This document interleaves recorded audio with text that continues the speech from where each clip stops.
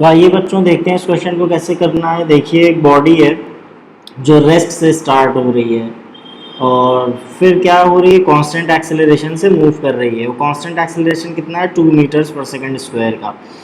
Find क्या करना है, velocity acquired and the distance travelled in 5 seconds, यानी इन 5 सेकंड्स में उसकी फाइनल वेलोसिटी कितनी हुई और उसने 5 सेकंड्स में कितना डिस्टेंस ट्रैवल किया। तो देखिए वन बाय वन चीज़ों को पहले लिखते हैं। A body initially at rest बोल दिया, इसका मतलब क्या है कि इनिशियल वेलोसिटी u क्या हो गई, 0। Initial velocity u is equals to क्या हो गया, 0 मीटर पर सेकंड।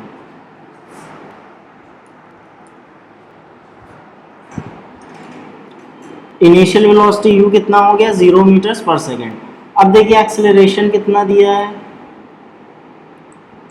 एक्सेलरेशन कितना है, 2 मीटर्स पर सेकंड स्क्वायर का।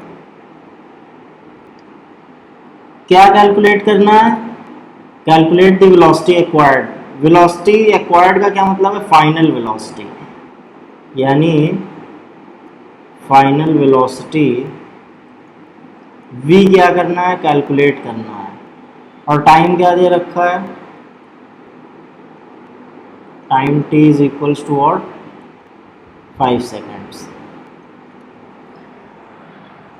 और डिस्टेंस ट्रैवल्ड इन 5 सेकेंड। तो फर्स्ट पार्ट है वेलोसिटी पता करनी है, फाइनल वेलोसिटी, और दूसरा पार्ट है डिस्टेंस ट्रैवल्ड फाइंड करना है। तो आइए देखिए पहले तीनों इक्वेशंस लिख लेते हैं हम लोग, तीनों इक्वेशन मोशन की। फर्स्ट इक्वेशन क्या है, v is equals to what, u plus A T. Second equation क्या है, s is equals to what, U T plus half A T square.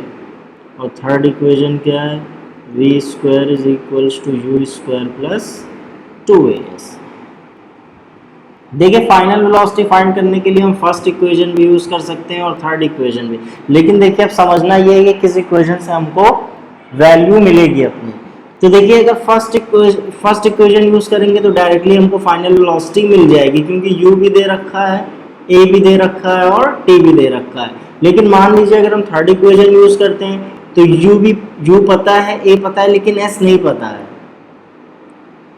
तो हमको क्या करना है, पहले फाइनल वेलोसिटी निकालनी है।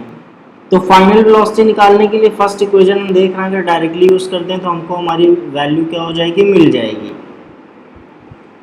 तो v इज इक्वल्स टू क्या हो जाएगा, 0 इनिशियली एट रेस्ट, रेस्ट से स्टार्ट हो रही है तो 0।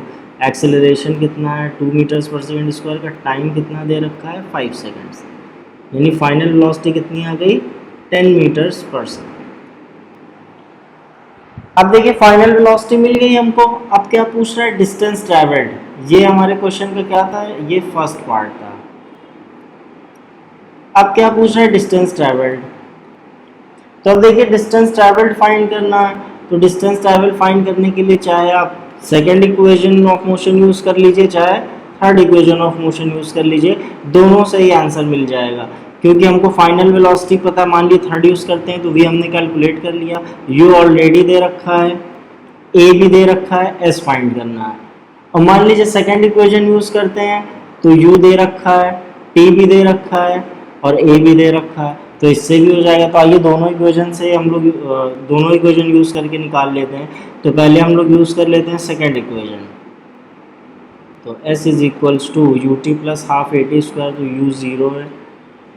टाइम कितना दे रखा है, 5 seconds, plus half into A into T square, यानी 5 इंटू 5।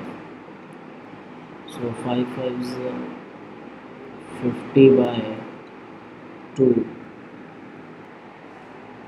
यानी 25 मीटर। तो ये देखिए एक तरीका हो गया second equation of motion use करके। मान लीजिए थर्ड इक्वेशन यूज़ करते तो क्या होता, थर्ड इक्वेशन यूज़ करते तो v स्क्वायर यानी 10 स्क्वायर,